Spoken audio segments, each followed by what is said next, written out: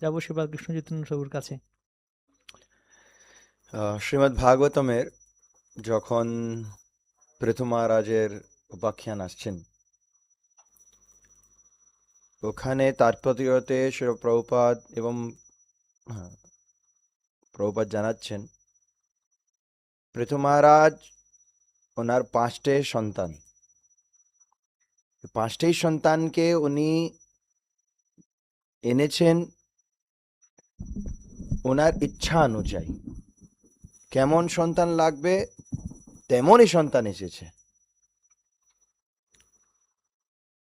ওখানে শ্রী প্রভুপাদ বলছে পৃথু মহারাজ উনি নিজের স্ত্রী অর্চি ওনার দিকে একটা কাম বাসনা দিয়ে আকর্ষিত ছিলেন না, কিন্তু ওনার কথা ছিল আমার দায়িত্ব আছে, আমি রাজা আছি, রাজার কর্তব্য আছে প্রজা পালন করার জন্য। প্রজা পালন করার জন্য কেমন সন্তান আমি দরকার এই ভাবনা চিন্তা করে ভগবানের আশীর্বাদ গ্রহণ করে গর্ভাধান সংস্কার করার পর উনি সেই ভাবের সন্তানেরকে জন্ম দিয়েছেন। শিল প্রভুপাদ বারবার অনেকবার নিজের তাৎপর্যতে বলছেন কি গর্ভাধান সংস্কার করার সব সংস্কারের মধ্যে সব থেকে বেশি গুরুত্বপূর্ণ। যেমন প্রভু আমাদের সুজিতেন্দ্রীয় প্রভু বলেছেন যে ওই সময় দেখতে হবে কবে আপনি গর্ভাধান করেছেন, ওই সময় তিথি বার নক্ষত্র, আহ, মাসিক ধর্ম পরে কত দিন হয়েছে, সব দেখা করার পর একটা মুহূর্ত আসে। শিল প্রভুপাদ বলছেন গর্ভাধান মানে স্বামী স্ত্রী দুইজন 50-50 মালা জপ করবে।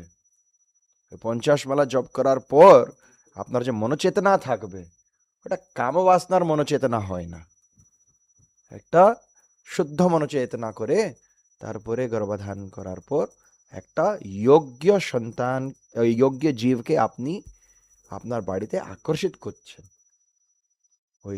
ওই জীব যখন আকর্ষিত হয় তখন ওনাকে আপনি ভালো মতন ভক্ত বানাতে পারে।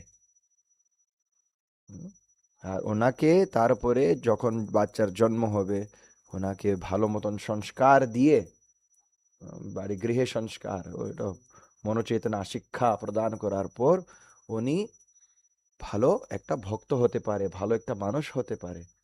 নাহলে যেমন আহ ভগবদ গীতাতে অর্জুন বলছেন জায়তে বর্ণসংকরঃ, অবাঞ্ছিত প্রজা উৎপন্ন হবে, আর অবাঞ্ছিত প্রজা উৎপন্ন হয়ে সমাজকে অনেক কষ্ট দেয়। সেই জন্য শ্রী প্রভুপাদ বলছে গর্ভাধান সংস্কার সবাই সংস্কারের মধ্যে সব থেকে বেশি গুরুত্বপূর্ণ। হুম। আমরা গর্ভধান সংস্কারের গুরুত্ব আবারও শুনলাম শ্রীপাদ কৃষ্ণ চৈতন্য প্রভুর কাছ থেকেও, এবং শ্রীপাদ সুচৈতন্য প্রভু বললেন